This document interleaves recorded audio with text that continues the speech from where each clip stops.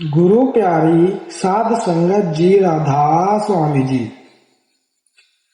अतवंत त्रिलोकी जानो, वह अस्थान सदा थिर मानो। हंस करे जह सदा बिलासा, पुरुष दरस दूजी नहीं आसा।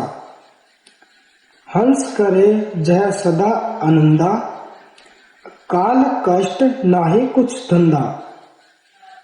देखे अचरज भोगे अचरज, कहूँ कहाँ सब अचरज अचरज। त्रिलोकी नाशवान है, चौड़ा लोक सचखंड परम आनंद का अविनाशी धाम है, जिसमें काल के सच्चे क्लेशों का नामो निशान भी नहीं है। तीनों गुणों में तमोगुण नींद, आलस्य और सुस्ती का करता है। रजोगुण उद्यम, भाग दौड़ और गति का करता है और सतोगुण धैर्य, कोमलता और धार्मिक प्रवृत्ति को जन्म देता है। जीव पर कभी एक गुण का जोर होता है, कभी दूसरे का। स्वप्न, जागृत और सुषुप्ति, ये तीन अवस्थाएं हैं। जीव कभी एक अवस्था में से गुजरता है, कभी दूसरी में से। इन गुणों और अवस्थाओं के कारण वह सूक्ष्म और स्थूल रचना में ही डोलता रहता है। त्रिलोकी भी अस्थिर है और मन भी चंचल और अस्थिर है। मन न तो बाहर जगत में स्थिर है और न ही आत्मा को पूर्ण स्थिरता और टिकाव प्राप्त करके निज स्वरूप को प्राप्त करने देता है। काल को धैर्य भी कहा गया है, काल को धर्मराय भी कहा गया है। वह आत्मा को उसके कर्मों का फल देता है। कर्मों का नियम आगे पुनर्जन्म या आवागमन का कारण बनाता है और जीव सदा 84 के चक्र में उलझा रहता है। काल का एक अन्य परमार्थी अर्थ समय है, जो निरंतर गतिशील होने के कारण अस्थिर और नाशवान है। इसीलिए उसको मंडलों में प्राप्त होने वाले सुख भी अस्थिर और नाशवान ही हो सकते हैं। माया भी परमात्मा की रची हुई शक्ति है। स्वामी जी महाराज कहते हैं, शब्द से माया फैली भारी। सत्य वस्तु, सार वस्तु तथा अविनाशी वस्तु पर पर्दा डालकर उसे ढक देना और असत्य, असार तथा नाशवान वस्तु के सत्य होने का भ्रम पैदा करना माया का खेल है। देखते समय तो स्वप्न सच लगता है, पर जागने पर पता लगता है कि वह भ्रम था। इसीलिए माया को अविद्या या भ्रम भी कहा जाता है। स्वामी जी महाराज कहते हैं, भ्रम में काहे को खपना। स्वामी जी महाराज संकेत कर चुके हैं, झूठी बाजी जानी सच्ची। माया झूठ के सच होने का और सच के न होने का धोखा पैदा करती है। गुरु अमरदास जी की वाणी है, एह माया जितु हरि विसरै, मोहु उपजै भाव दूजा लाइया। अर्थात माया जीव को परमात्मा की याद भुला देती है। यह परमात्मा रूपी सत्य के असत्य होने का और जगत रूपी असत्य के सत्य होने का भ्रम पैदा करती है।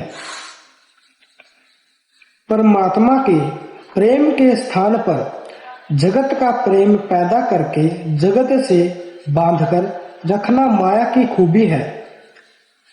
बाबा फरीद कहते हैं, फरीदा ए विसु गदला, धरिया खंडू लिवाड़ी। संसार के विष को माया रूपी शक्कर में लपेटकर पेश किया गया है। इंद्रियों के भोग और विषय विकार वास्तव में विषैले और विनाशकारी होते हैं। इनको आकर्षक और स्वादिष्ट बनाकर प्रस्तुत करना माया का चमत्कार है। स्वामी जी महाराज ने जगत के लिए बाजी, चौपड़, खेल आदि शब्दों का उपयोग किया है। अन्य कई पूर्ण संतों ने इसको खेल, नाटक, अखाड़ा, बाजी, चौपड़ आदि कहा है। नाटक का आधार संघर्ष या विरोध है। नाटक दो पक्षों के आपसी संघर्ष के बिना चल नहीं सकता। खेल या कुश्ती का आधार भी दो पक्षों का आपसी विरोध या टकराव है। इसके बिना नाटक, खेल, चौपड़ आदि की कल्पना ही नहीं की जा सकती। बिना विरोध या टकराव के नाटक या खेल में कभी रुचि पैदा नहीं हो सकती। जिज्ञासु के लिए यह समझना आवश्यक है। जब तक संसार रूपी खेल, नाटक या बाजी का कर्ता इस खेल को जारी रखना चाहता है, तब तक उसमें विरोध या संघर्ष का होना आवश्यक है। और संघर्ष के लिए विरोधी पक्षों का होना भी जरूरी है। इस नाटक में आत्मा के विरुद्ध काल और माया को खड़ा किया गया है। आत्मा सतलोक लौटना चाहती है और काल तथा माया को यह भूमि दी गई है कि वे किसी भी हालत में इसे त्रिलोकी से बाहर न जाने दें। रणभूमि में उतरने वाला योद्धा यह प्रश्न नहीं करता कि मेरे सामने शत्रु क्यों खड़ा है। उसका काम तो युद्ध भूमि और शत्रु की असलियत को समझते हुए शत्रु पर विजय प्राप्त करना होता है।